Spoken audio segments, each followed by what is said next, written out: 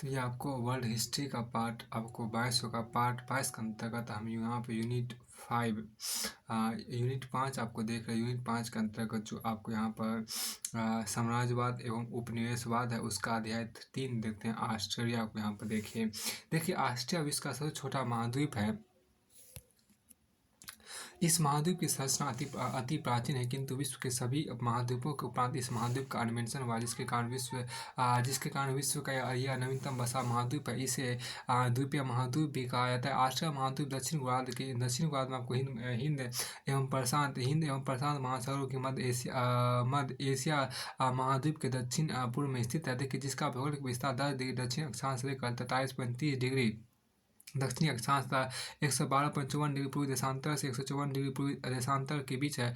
Australia महाद्वीप की पूर्वी पश्चिम लंबाई 2500 मील तथा चौड़ाई उत्तर दक्षिण 2000 मील है। इसका क्षेत्रफल आपको 2,79,74,581 वर्ग मील है। ऑस्ट्रेलिया महाद्वीप की आकृति गुर्दे किडनी के सदृश है। देखिए आकार की दृष्टि से यह महाद्वीप संयुक्त राज्य अमेरिका एवं यूरोप के बराबर है। आकार की दृष्टि से यह महाद्वीप संयुक्त राज्य अमेरिका एवं यूरोप के बराबर है। देखिए जिस समय यूरोप के लोगों ने वहाँ प्रवेश किया उस समय वहाँ कुछ मूल जातियाँ निवास करती थी जो सभ्यता की दृष्टि से उन्नत नहीं थी। यूरोप के लोगों को इन मूल निवासियों को परास्त करने तथा वहाँ अपनी बस्तियाँ बसाने में विशेष कठिनाइयाँ नहीं हुई।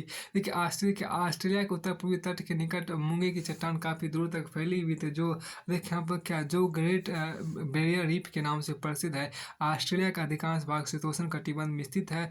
इसलिए वहाँ की जलवायु बहुत उत्तम है तथा स्वास्थ्यप्रद भी है। उत्तरी ऑस्ट्रेलिया में जल की कमी कारण ज़्यादा बस्तियाँ नहीं बसी, किंतु दक्षिण तथा पूर्वी ऑस्ट्रेलिया बहुत उपजाऊ है। देखिए वहाँ खेती अच्छी हो सकती थी। इसी कारण इन प्रदेशों में यूरोप के लोग विशेष रूप से आबाद हुए। देखिए प्रोफेसर टेलर के शब्दों में देखिए यहाँ पर क्या प्रोफेसर टेलर के शब्दों को प्रोफेसर टेलर ने ऑस्ट्रेलिया को दो भागों में विभक्त किया। पर आपको देखिए रिक्त ऑस्ट्रेलिया एवं पट्टी ऑस्ट्रेलिया एवं दूसरा आर्थिक ऑस्ट्रेलिया इकोनॉमिक ऑस्ट्रेलिया। देखिए इन दोनों भागों को पृथक करने वाली रेखा गिब्राल्टर कारगुली पोर्ट अगस्ता ब्रोकन हिल होती हुई कारपेंटिया की खाई तक खींची हुई मानी जाती है। इस रेखा को उत्तर पश्चिम में ऑस्ट्रेलिया का शुष्क मरुस्थलीय भाग स्थित है। तो इसके दक्षिण एवं पूर्व में ऑस्ट्रेलिया की प्रमुख कृषि पेटी जिसका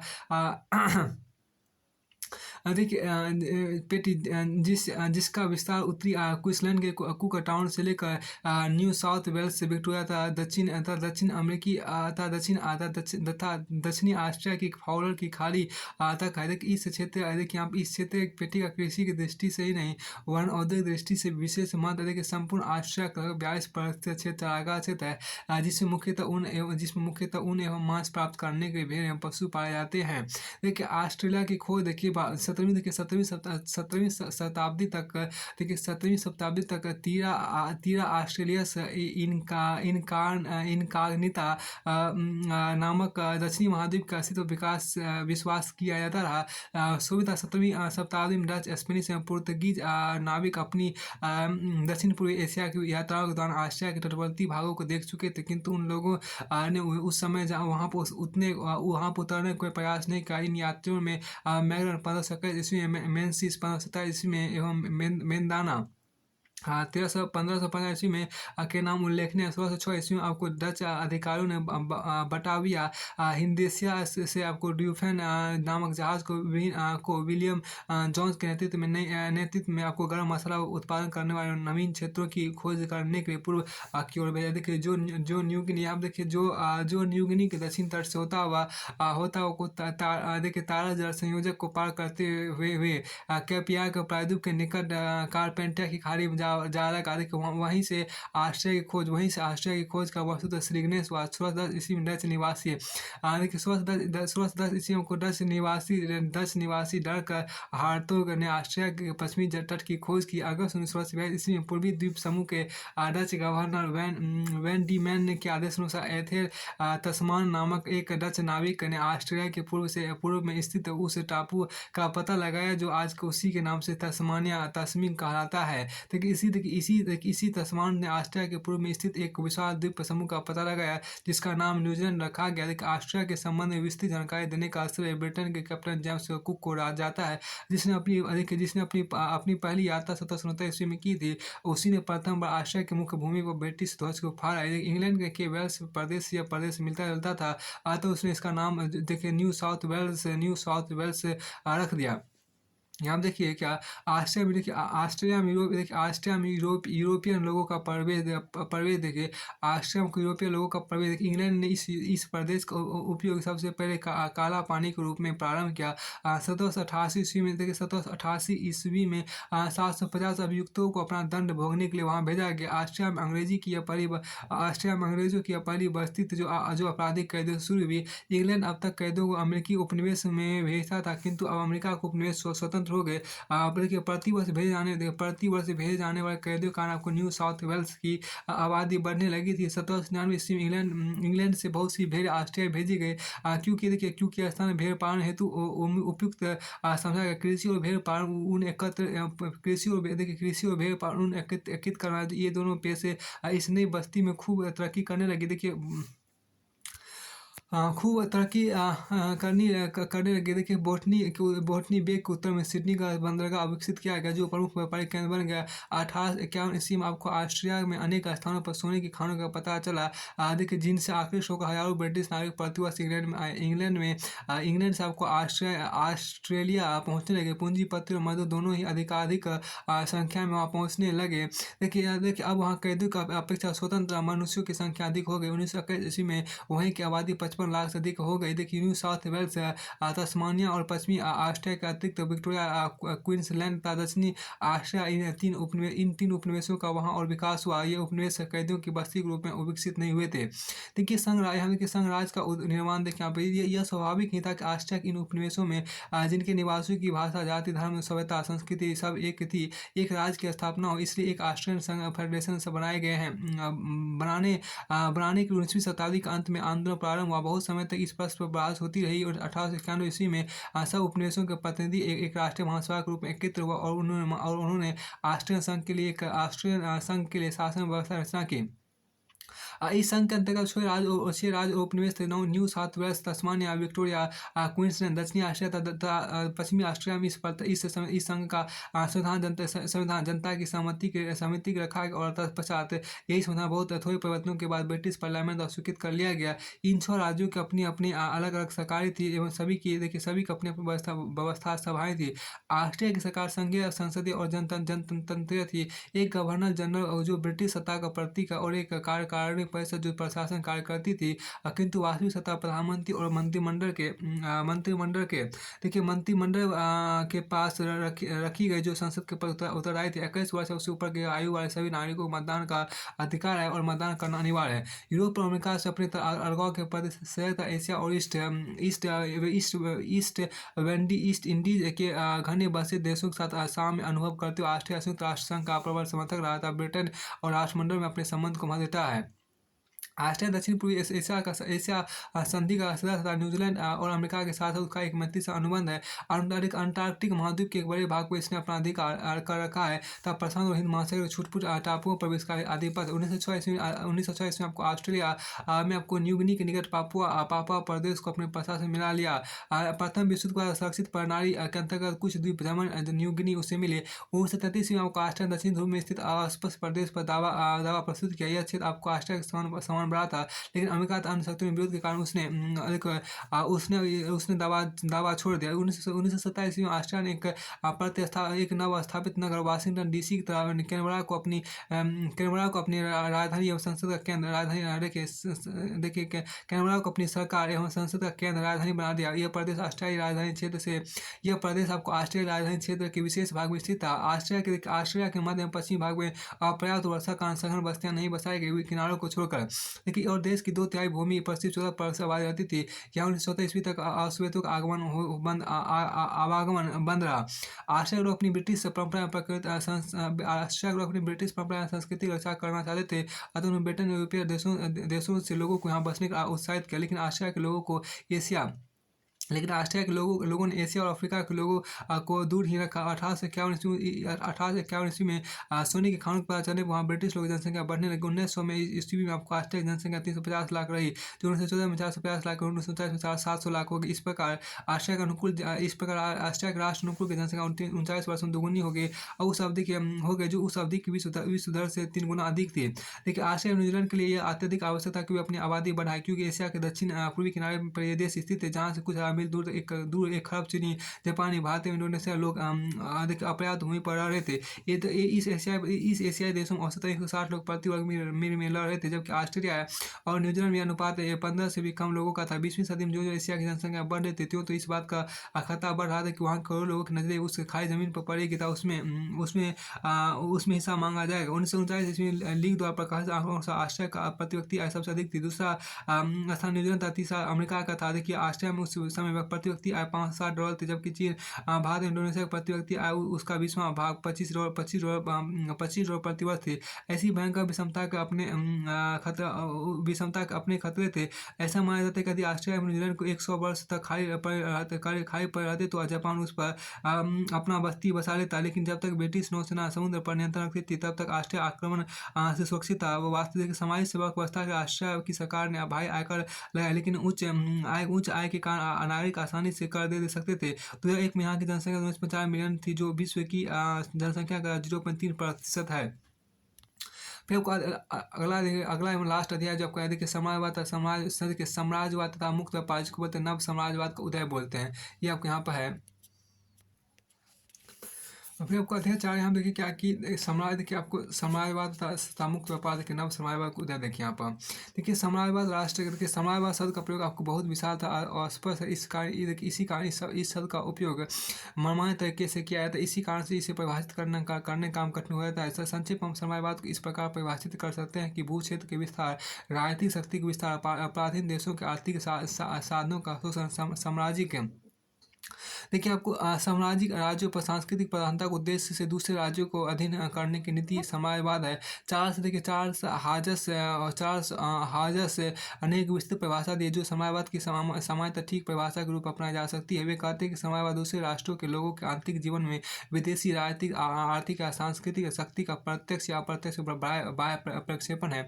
इसका अर्थ खुले या गुप्त, प्रत्यक्ष या अप्रत्यक्ष रूप से एक देश के लोगों का दूसरे देश के लोगों पर नियंत्रण आरोपित करना। देखिए imperialism is a projection of externally directory of the alien political, economic और cultural power of one nation into the upon internal life of another people. It involves the imposition of control, open or convert, direct or indirect, or if one people by another। Charles house. देखिए औद्योगिक क्रांति के पहले और उसके बाद व्यापार का सरकारी नियमन। देखिए प्राचीन काल से शासक वर्ग का व्यापार वाणिज्य पर अंकुश रहा है। चीन के चाउ राजवंश ने व्यवसाय के लिए विशद नियम बनाए थे।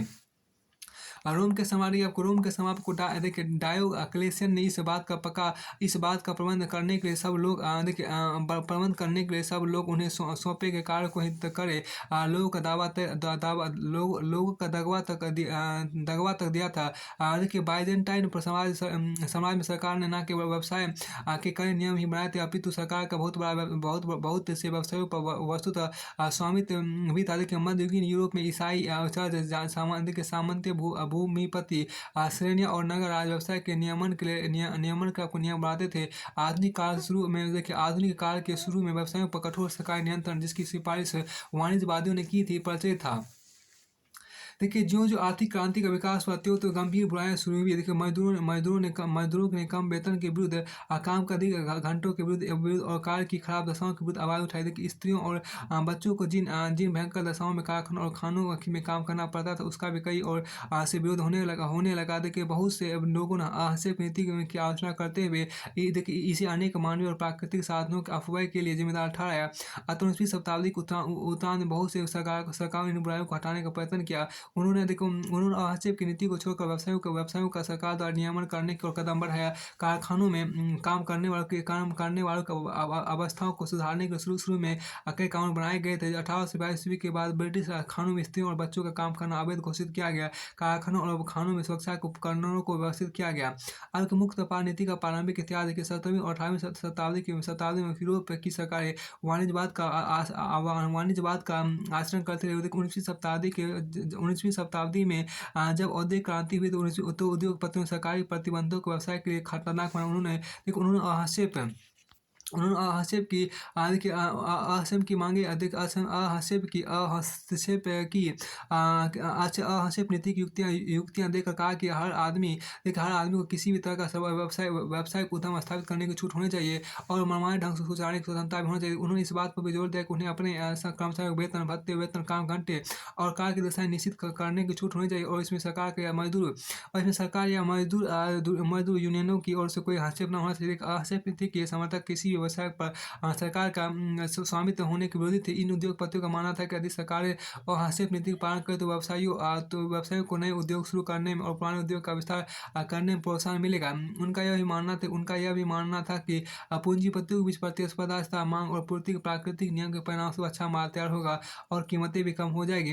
19वीं शताब्दी में उद्योग प्रधान देशों ने मुख्यतः हस्तक्षेप नीति का भी अनुसरण किया। जो व्यवसाय आत्मनिर्भर थे उन्होंने बहुत धन कमाया। साधारणतः औद्योगिक राष्ट्रों में रहने वालों का जीवन ऊंचा था। 1860 ईस्वी में मजदूरों ने एक दिन में 10 घंटे से अधिक काम नहीं लिया जा सकता था। बीमारी, दुर्घटना और वृद्धावस्था के लिए देखिए बीमा पेंशन की व्यवस्था की गई थी। इस समय की सरकार ने अपने देश के उद्योग धंधों को विदेशी प्रतियोगिता से बचाने के 1890 ईस्वी के लगभग संरक्षणात्मक टक्कर की व्यवस्था की। देखिए आप उदार समाजवादी नीति के प्रारंभ देखिए इस कारण ब्रिटेन की आम जनता तथा ब्रिटिश सरकार के विचारों में आपको उपनिवेशों के संबंध में आपको भारी परिवर्तन देखने को मिला और समाज के प्रबंध संबंधी सिद्धांतों को में भी सुधार का दृष्टिगोचर हो रहा था। यद्यपि बार बार यह घोषणा की जाती थी कि ब्रिटिश सरकार और अधिक समाज विस्तार नहीं चाहती थी, फिर भी समाज का विस्तार निरंतर होता ही रहा है। उसी प्रकार उपनिवेशों के संबंध में भी प्राय ऐसी नीतियों का आश्रय लिया जाता था जो कभी कभी एक दूसरे के विरुद्ध होती थी। इससे सरकार की नीति का स्वरूप प्राय अस्थिर और परस्पर विरोधी प्रतीत होता था। फिर भी सनेश ने विचारवादी तत्वों के बीच से एक नई और उदार समाजवादी नीति का उदय हुआ। देखिए समाज संबंधी नीति में परिवर्तन मुक्त सुधार, फिर मुक्त व्यापार, फ्री ट्रेड की मान्यताओं में दृष्टिगोचर हुआ। इससे पुरानी व्यापार पद्धति को भारी आघात पहुंचा। 19वीं शताब्दी के मध्य तक प्राय उन समस्त समुद्र व्यापार संबंधी अधिनियमों को समाप्त कर दिया गया जो अमेरिकी उपनिवेशों को सदैव विशेष अप्रिय लगे थे। अब इंग्लैंड और उसके उपनिवेशों के बीच व्यापार उन्हीं शर्तों पर होने लगा जिन शर्तों पर ब्रिटेन का व्यापार अन्य स्वतंत्र देशों से होता था। लेकिन मुक्त व्यापार के कारण ब्रिटेन को अब अपने उपनिवेशों से उतना आर्थिक लाभ नहीं रहा था जितना कि पहले था। परंतु उपनिवेशों का मूल्य इसलिए बढ़ गया था क्योंकि उनमें इंग्लैंड के दुखी मजदूर और कारीगर जाकर बस सकते थे, क्योंकि पित देश में श्रमिक अवसाद था। अब यहाँ की मुक्त व्यापार नीति आपके यहाँ पर है।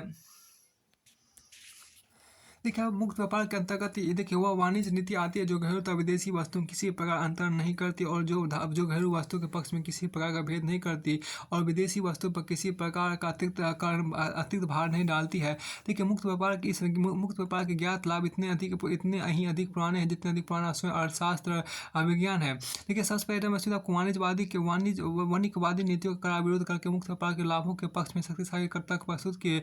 देखिए यह विरोध इस आधार पर किया गया था कि विभिन्न देशों के मध्य मुक्त व्यापार द्वारा आपको श्रम में विभाजन का प्रयोग होने से आपको विशिष्टीकरण की संभावना विद्वान हो जाने के कारण प्रत्येक देश में उत्पादन में वृद्धि हो जाती है। तो ऐसा होने से प्रत्येक देश के भौतिक कल्याण में वृद्धि हो जाती है। देखिए स्वतंत्र व्यापार नीति स्वतंत्र व्यापार नीति को सर्वप्रथम ब्रिटेन ने अपनाया था और बाद में आपको हॉलैंड, बेल्जियम, अमेरिका आदि ने इसका अनुसरण किया। देखिए प्रोफेसर एडम स्मिथ के अनुसार मुक्त व्यापार आपको इस प्रकार परिभाषित किया गया। स्वतंत्र व्यापार से आशय व्यापारिक नीति की उस प्रणाली से है जो घरेलू एवं विदेशी वस्तुओं में कोई अंतर नहीं करती और ना तो विदेशी वस्तुओं पर अतिरिक्त कर लगाया जाता है और ना घरेलू वस्तुओं पर कोई विशेष रियायत दी जाती है। देखिए the term free trade is used to denote that system is commercial policy which draws no distinction between domestic and foreign different commodities and therefore neither impose additional burdens on the latter nor grants any special favor the former. Adam Smith.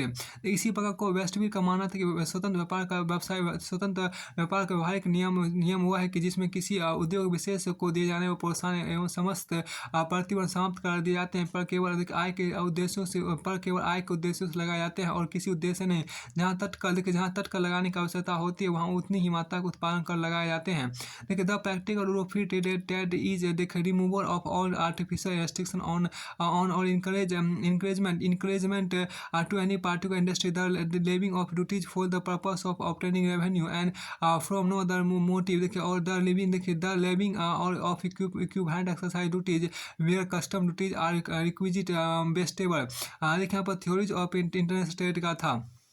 आज के मुक्त व्यापार के पक्ष में तक देखिए मुक्त व्यापार नीति के समर्थकों तो इसके पक्ष में अनेक तक प्रस्तुत किए गए हैं। देखिए प्रारंभिक आपको अंतर्राष्ट्रीय व्यापार संस्था के विभिन्न देशों में विशेषज्ञ तथा श्रम विभाजन द्वारा आपको प्राप्त लाभों को संभव है। देखिए मुक्त व्यापार के द्वारा प्रत्येक देश उन वस्तुओं के उत्पादन में विशेषज्ञता प्राप्त करता है जिनके उत्पादन में सापेक्ष लाभ प्राप्त होता है और केवल उन वस्तुओं का आयात करता है जिनको ये वह देश स्वयं उत्पादन करने की अपेक्षा दूसरे देशों से कम कीमत पर आयात कर सकता है।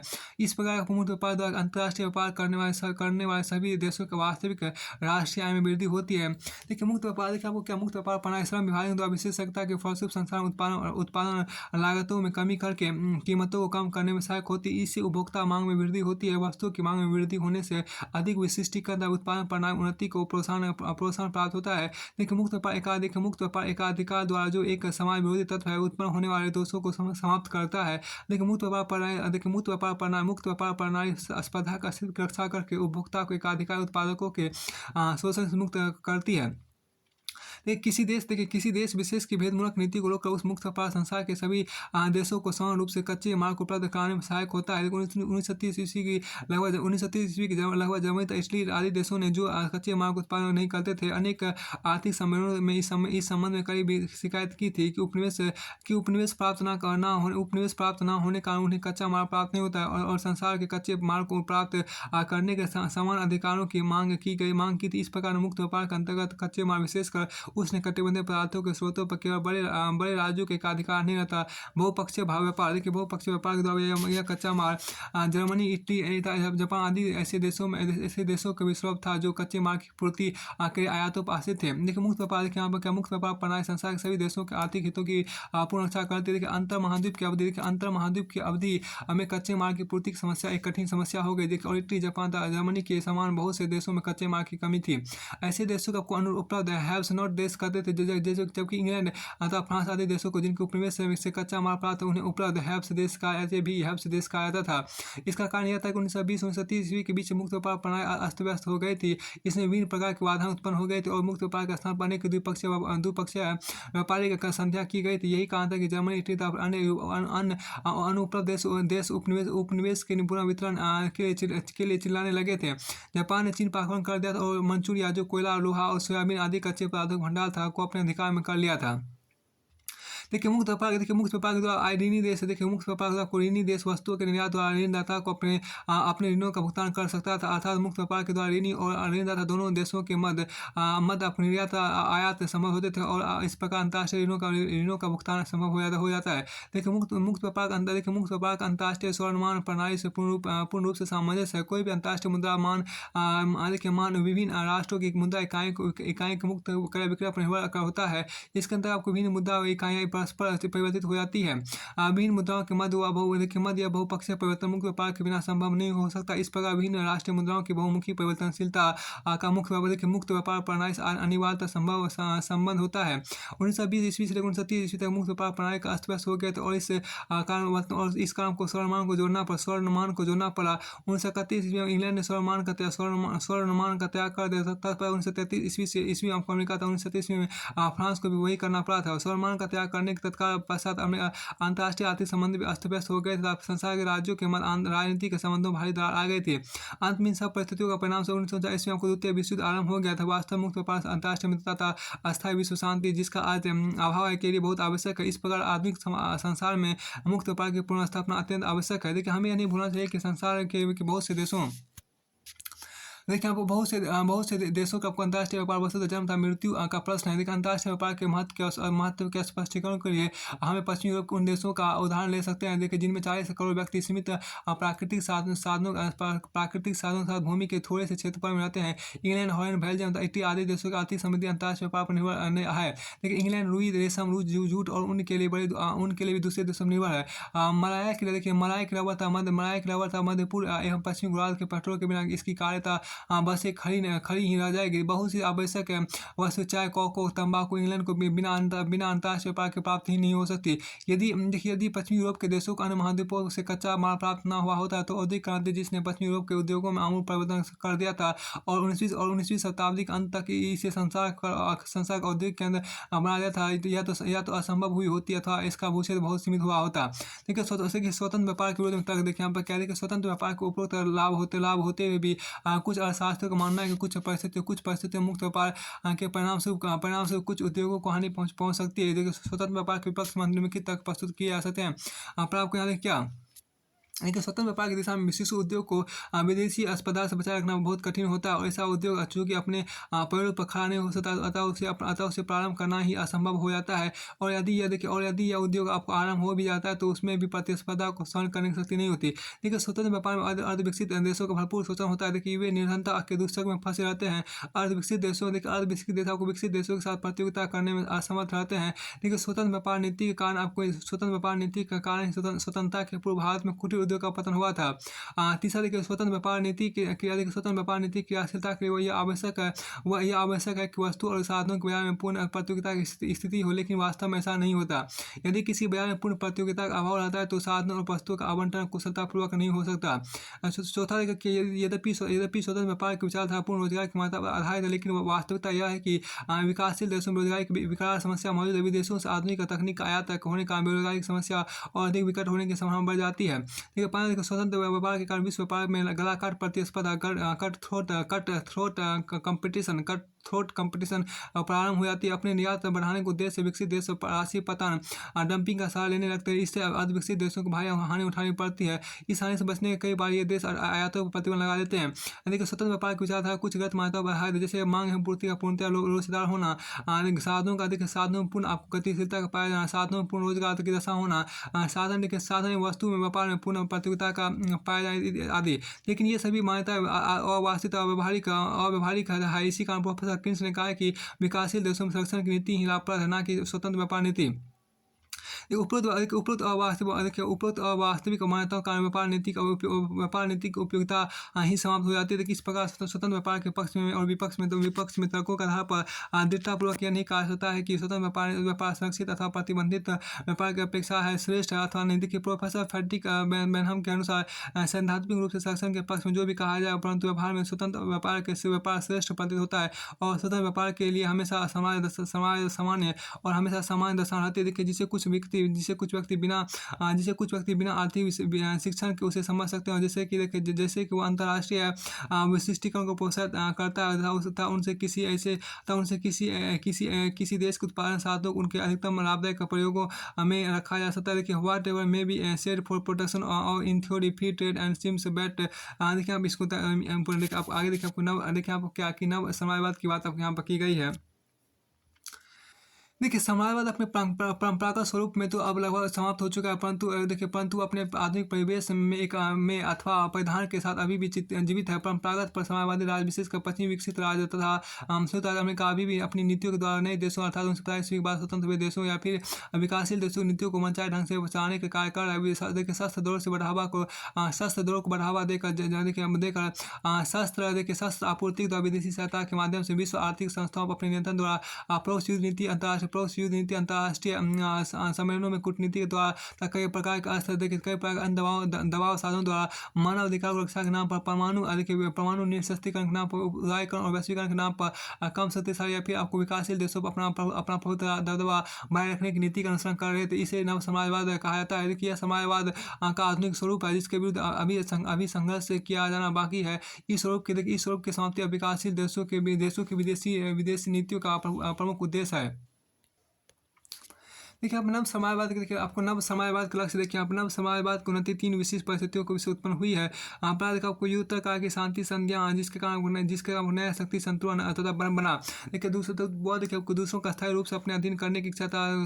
कमज़ोर राज्यों का अस्तित्व देखिए देखिए मार्गेंथो के अनुसार आपको समाजवाद के 3 लक्ष्य एक समाजवादी शक्ति तो आपको स्थानीय प्रभुता द्वारा दूसरा महाद्वीपीय देखिए महाद्वीपीय समाज, तीसरा विश्व समाज स्थापित करना। इसलिए इन तीनों को समाजवाद के लक्ष्य कहे जा सकते हैं।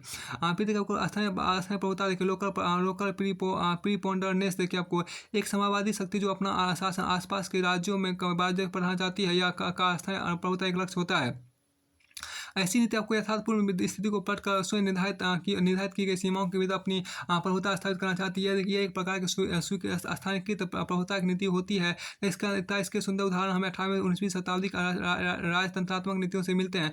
18वीं शताब्दी में आपको फेडरिक महान, लुई 15वें, मारिया थरेसा, पीटर महान, कैथरीन द्वितीय इस प्रकार की विदेश नीतियों के संचालक शक्तियाँ थी। 19वीं शताब्दी में बिस्मार्क इस प्रकार की 19वीं शताब्दी में बिस्मार्क इस प्रकार की समाजवादी नीति में पारंगत था। देखिए रूस के समाजवाद का उद्देश्य फिनलैंड, पूर्वी यूरोप, बाल्कन, डार्डेनल्स तथा ईरान पर भी नियंत्रण भी एक प्रकार से स्थानीय प्रभुता का लक्ष्य था। देखिए मार्गेंथो लिखता है कि इस प्रकार के समाजवाद की सीमाएं भौगोलिक समाजवाद की तरह आपको प्रकृति के बाह्य तत्वों द्वारा निर्धारित नहीं होती थी। देखिए जिनमें आपको जिनसे बाहर जाना या तो तकनीकी रूप से कठिन होता है या राजनीतिक रूप से मुक्त था। देखिए इसके विपरीत विभिन्न विकल्पों में से स्वतंत्रता पूर्वक चुनाव का परिणाम होता है। देखिए जो यथापूर्व स्थिति की नीति महाद्वीपीय देखिए महाद्वीपीय समाजवाद तीसरा स्थानीय समाजवाद तीनों में से एक हो सकता है। 18वीं शताब्दी में तीसरा विकल्प इसलिए आपको श्रेष्ठ का था क्योंकि उस समय शक्तियों की ऐसी संरचना विद्वान थी जिसमें कुछ शक्तियाँ विद्वान कुछ एक शक्तियाँ बराबर थी। और देखिए और आपको महाद्वीपीय समाजवाद के पतन को हतोत्साहित करती थी। लेकिन लुई 14वें के अनुभव ने दर्शा दिया कि इस प्रकार का पतन जितना कितना कष्टपूर्ण हो सकता है। देखिए इसके अतिरिक्त 18वीं शताब्दी का समाजवाद मुख्यतः राजाओं की व्यक्तिगत शक्ति और यश लोलुपता के संचालित तो होता था, ना कि आधुनिक राष्ट्रवाद की जनवादी भावनाओं से। देखिए यह मान्यता यूरोपीय संस्कृति की राजतंत्रात्मक परंपराओं के ढांचे के अंतर्गत संचालित होती थी, जो कि राजनीति रंगमंच के नेताओं पर नियंत्रण कार्य करती थी। इसे समाजवाद के लक्ष्य के रूप में स्थानीय प्रभुता की धारणा को अपनाया गया। फिर देखो महाद्वीपीय आपको देखिए यहाँ पर क्या कि महाद्वीपीय समाजवाद को कंटिनेंटल एम्पायर की बात की कि समाजवाद का दूसरा संभावित लक्ष्य एक महाद्वीप के दो देशों पर शासन स्थापित करना हो सकता है, जिसका अर्थ इन महाद्वीपीय देशों की नीतियों पर श्रेष्ठता नियंत्रण द्वारा महाद्वीप का सामाजिक नियंत्रण स्थापित करना है। इसे भौगोलिक रूप से निर्धारित समाजवाद जियोग्राफिकल इंडिटरमाइंड इंपीरियलिज्म कहा जा सकता है। लुई 14 नेपोलियन III तथा विलियम द्वितीय सभी महाद्वीपीय समाजवाद के लक्ष्य द्वारा प्रेरित हुए थे। 1850 ईस्वी के दशक में केबुल की अध्यक्षता में पीडमोंट सार्डिनिया राज्य की प्रायद्वीप का प्रभुत्व की अभिलाषा। 1922 और 1923 में बाल्कन द्वीप के विभिन्न भागीदारों की बाल्कन में बहुत बड़े साम्राज्य की अभिलाषा था। भूमध्य सागर को इटालवी झील में बदलने की मुसोलिनी की अभिलाषा था। सभी महाद्वीपीय सीमाओं सभी महाद्वीपीय सीमाओं के अंतर्गत भूगोल आपको निर्धारित समाजवाद का उदाहरण है। अमेरिकी नीति के अंतर्गत उत्तरी अमेरिकी महाद्वीप के अच्छे भागों में आपको सही विस्तार की योजना भी मुख्यतः महाद्वीप की भौगोलिक सीमाओं द्वारा निर्धारित थी। इसी प्रकार को समाजवाद पश्चिमी गोलार्ध से संबंधित अमेरिकी विदेश नीति का तत्व माना जाता रहा। लेकिन मूलभूत सिद्धांत गैर अमेरिकी शक्तियों की नीतियों में पश्चिमी गोलार्ध के यथापूर्व स्थिति प्राप्त करने के लिए बनाया गया था। देखिए एक ऐसी ढाल बनी जिसके पीछे संयुक्त राज्य उस भौगोलिक क्षेत्र में अपना प्रभुत्व स्थापित कर सके। लेकिन लैटिन अमेरिकी नीति समाजवादी नीति ही थी जो संयुक्त राज्य के महाद्वीपीय समाजवाद के लक्ष्य द्वारा ही संचालित हुई थी। देखिए विश्व समाज देखिए वर्ल्ड एम्पायर देखिए जब एक राष्ट्र जो समाजवादी नीति का अनुयायी होता है सारे विश्व विजय करने के असीमित समाजवाद के लक्ष्य द्वारा संचालित होता है, तब हम यह कहते हैं कि ऐसी समाजवादी नीति का लक्ष्य विश्व समाज स्थापित करना होता है कि इस प्रकार के असीमित समाज असाधारण उदाहरण कितना असाधारण उदाहरण सिकंदर महान 8वीं शताब्दी में अरब शासकों नेपोलियन प्रथम द हिटलर आदि की विस्तारवादी नीतियों में देखे जा सकते हैं। देखिए आप इन सभी देखिए यहाँ पर क्या इन सभी ने अपने अपने देशों की शक्तियों को एक विश्व समाज के स्थापित करने को प्रेरित किया। यदि कि यहाँ शक्ति के लाश असीमित होती है तो हर दूसरा स्वतंत्र राज्य विश्व समाज के लक्ष्य के लिए शत्रु समझा जाता है। असीमित समाजवाद असीमित समाजवाद ऐसी सभी समाजवादी शक्तियों का लक्ष्य माना जाता है। दूसरे राष्ट्रों पर शासन करने तथा उन पर प्रभुत्व स्थापित करने के अतर्कसंगत लालसा द्वारा संचालित होता है। देखिए समाजवाद के साधन आप देखिए महाग्रंथों के अनुसार को जिस प्रकार विशेष परिस्थिति व 3 प्रकार के समाजवाद हैं उनसे लक्ष्य के अनुसार अभी 3 प्रकार के समाजवाद होते हैं। देखिए उसी प्रकार को समाजवादी नीतियों के साधनों में भी 3 प्रकार की विशेषताएं स्थापित करनी चाहिए। इन साधनों को मुख्यतः को सैनिक आर्थिक एवं सांस्कृतिक समाजवाद के नाम से पुकारा जाता है। वास्तव में तो सैनिक समाजवाद देश सैनिक विजय लक्षित करता है। आर्थिक समाजवाद अन्य लोगों का आर्थिक शोषण तथा सांस्कृतिक समाजवाद एक प्रकार की संस्कृति दूसरी संस्कृति द्वारा हटाया जाना लक्षित करता है। परंतु ये सब एक ही समाजवादी लक्ष्य के साधन के रूप में काम करते हैं। इसका लक्ष्य यथापूर्व स्थिति पलट देना ओवरथ्रो ऑफ द स्टेटस को होता है। अर्थात समाजवादी राष्ट्र तथा उसके होने वाले शिकार के शक्ति संबंधों को पलट देता है। अब के सैनिक समाजवाद की बात यहाँ पर की गई थी कि सैनिक आपको समाजवाद है। तो हमें क्या सैनिक समाजवाद के आपको देखिए क्या कि मिलिट्री आपको मिलिट्री इंपीरियलिज्म देखिए सैनिक समाज देखिए में सैनिक समाजवाद समाज निर्माण का सबसे स्पष्ट प्राचीन तथा दमनकारी तरीका है कि सैनिक समाजवाद प्रत्येक सैनिक आक्रमण के द्वारा अपने लक्ष्य को प्राप्त करने का प्रयत्न करता है। आधुनिक युग को हिटलर मुसोलिनी परंतु लुई 14 कई दूसरे शासकों ने सैनिक विजय के इस साधन का प्रयोग किया था। एक समाजवादी राष्ट्र के दृष्टिकोण इस प्रतीक लाभ है कि सैनिक विजय के फलस्वरूप जो नई शक्ति देखिए जो नई शक्ति समाज स्थापित होता है उन्हें पराजित राष्ट्र द्वारा भड़काए हुए अन्य युद्ध द्वारा ही बढ़ाया जा सकता है। और इस युद्ध में सफलता की संभावना प्राय उस पराजित राष्ट्र की उतनी नहीं होती जितनी समाजवादी राष्ट्र की होती है। देखिए अंत यहाँ पर साधारणतः इस भांति के समाज निर्माण में युद्ध का अत्यधिक महत्व है। सिकंदर नेपोलियन हिटलर सभी ने समाज निर्माण युद्ध का सहारा लिया। इस ठीक है कि जहाँ युद्ध में से समाज का निर्माण होता है तो युद्ध में पराजय से साम्राज्य का विघटन भी हो जाता है। देखिए जैसे नाजी जर्मन ने अपने समाजवादी लक्ष्यों के लिए युद्ध आरंभ किया था परंतु इस प्रक्रिया में उसने अपनी शक्ति खो दी था। यहाँ तक कि वह दूसरी समाजवादी शक्तियों का स्वयं शिकार भी बन गया। फिर देखिए आपको आर्थिक समाजवाद जिसको हम बोलते हैं इकोनॉमिक इंपीरियलिज्म बोलते हैं। कमजोर निर्धन राष्ट्रों पर समाज स्थापित करने के श्रेष्ठ आर्थिक शक्ति का प्रयोग करना समाजवाद का सबसे तर्कसंगत साधन है। देखिए मार्गंतों के शब्दों में आपको आर्थिक समाजवाद कम क्रूरतापूर्ण समाज सैनिक प्रणाली से कम प्रभावकारी है। इसे एक तर्कसंगत साधन के रूप में शक्ति प्राप्त करने का आधुनिक युग का उत्पादन है। Economic imperialism is less obstructive and also generally less effective than the military variety and ease. देखिए has a rational method of gaining power a product of modern time Morgan. तो देखिए आर्थिक समाजवाद की नीति की आम विशेषता दूसरे राष्ट्रों पर आर्थिक नियंत्रण स्थापित करने के आर्थिक साधनों तो आपको समाजवादी शक्ति दूसरे राष्ट्रों को वित्त व्यवस्था पर नियंत्रण करती है। देखिए जिसके परिणाम से आपको नीतियों पर नियंत्रण हो जाता है। उदाहरण आपको अमेरिकी गणतंत्र का भी प्रभुसत्ता संपन्न राज्य है परंतु बहुत सीमित उनका आर्थिक जीवन संयुक्त राज्य अमेरिका के आयात पर निर्भर होता है। देखिए इससे संयुक्त राज्य अमेरिका द्वारा इन देशों पर नियंत्रण संभव हो जाता है। देखिए ये राष्ट्र कोई भी ऐसी नीति चाहे घरेलू नीति हो या विदेश नीति हो लंबे समय तक लागू नहीं रख सकते जिस पर संयुक्त राज्य अमेरिका को आपत्ति हो। देखिए आर्थिक समाज आज की इस मशीनी तथा पूंजीवादी विस्तार के युग के अनुरूप रही है। इसका आधुनिक विलक्षण उदाहरण आपको डॉलर समाजवाद के डॉलर इंपीरियलिज्म है। तेल कूटनीति ऑयल डिप्लोमेसी आर्थिक समाजवाद का ही एक प्रकार है। विदेशी निवेश आर्थिक सहायता ऋण बहुराष्ट्रीय निगम व्यापार तकनीकी का अधिकार और दूसरे से साधनों द्वारा धनी शक्तिशाली राष्ट्र एशिया अफ्रीका तथा लैटिन अमेरिका जिन्हें आम भाषा को तीसरा विश्व कहता है ये के निधन राष्ट्रों पर आर्थिक समाजवाद ही लागू कर रहे हैं। ये देखिए ये राष्ट्र जो आर्थिक सहायता तथा ऋण अविकसित राष्ट्रों को दे रहे हैं उनके पीछे उनका वास्तविक उद्देश्य उनकी अर्थव्यवस्था को नियंत्रित करना तथा परिणाम स्वरूप उनकी आंतरिक तथा विदेशी नीतियों पर नियंत्रण करना है।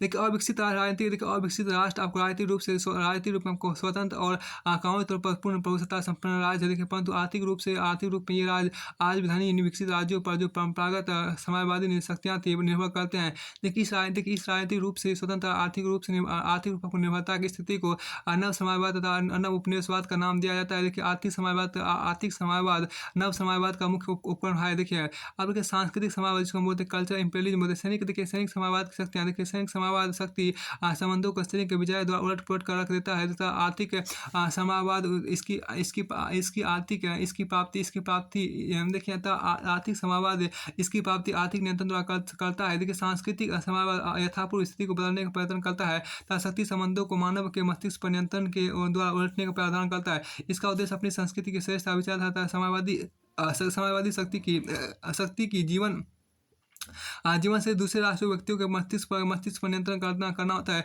देखिए सांस्कृतिक समाजवादी शक्ति की संस्कृति तथा विचारधारा की श्रेष्ठता के प्रतिपादन द्वारा तथा प्रचार द्वारा दूसरे को प्रभावित करके राज की शक्ति को संवैधानिक राज की शक्ति को मनोवैज्ञानिक साधन द्वारा को विस्तृत राज की शक्ति को मनोवैज्ञानिक साधन द्वारा विस्तृत करने एक विलक्षण तथा सूक्ष्म साधन है।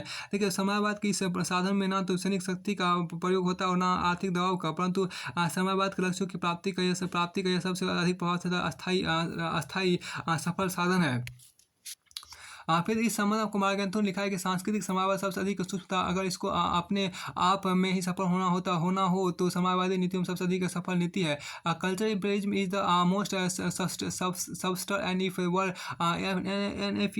if it were to succeed by itself alone the most successful of imperialist policies। देखिए सांस्कृतिक नियंत्रण समाज को मोर्गन का सांस्कृतिक नियंत्रण समाज को उस वर्ग पर होता है जो उस देश का शासन एवं उनकी नीति निर्माता नेतृत्व वर्ग होता है। देखिए सांस्कृतिक नियंत्रण समाज को उस वर्ग पर होता है जो उस देश पर शासन एवं नीति निर्माता नेतृत्व वर्ग होता है। देखिए साधारणतः सांस्कृतिक समाजवाद दैनिक अथवा आर्थिक समाजवाद के सहायक के रूप में आता है। इसका एक प्रमुख आधुनिक का उदाहरण है पांचवा पंक्ति फिफ्थ कॉलम जिसका प्रयोग आपको द्वितीय विश्व युद्ध के पूर्व ऑस्ट्रिया में किया जबकि वहाँ नाजीवादी सरकार ने जर्मन फौजों को देश पर कब्जा करने का आमंत्रित किया।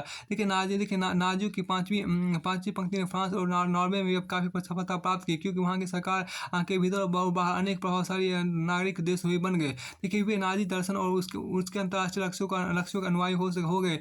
मार्गदर्शन 1917 ईस्वी के बाद संसार के विभिन्न देशों में साम्यवादी विचारधारा के प्रसार को सांस्कृतिक समाजवाद के अभिव्यक्ति माना है। संयुक्त राज्य अमेरिका जब एशिया और अफ्रीका के देशों में अपने साहित्य का विशाल मात्रा में प्रचार करता है तो उसका मुख्य लक्ष्य आपको सांस्कृतिक समाजवाद का प्रसार होता है। देखिए सांस्कृतिक समाजवाद उपनिवेशवादी नीतियों में अभिवृद्धि के लिए अपनाया गया था। देखिए इसका उद्देश्य दूसरे देशों की जनता के आत्मसम्मान को नष्ट करना था, हमेशा के लिए उनमें गुलामी की भावना को भरना है। इस प्रकार समाजवाद के ये तीन मुख्य साधन है। कुछ विद्वान धार्मिक समाजवाद को एक अलग साधन मानते हैं परंतु हमें विश्वास करते हैं कि धार्मिक समाजवाद सांस्कृतिक समाजवाद का एक अंग है।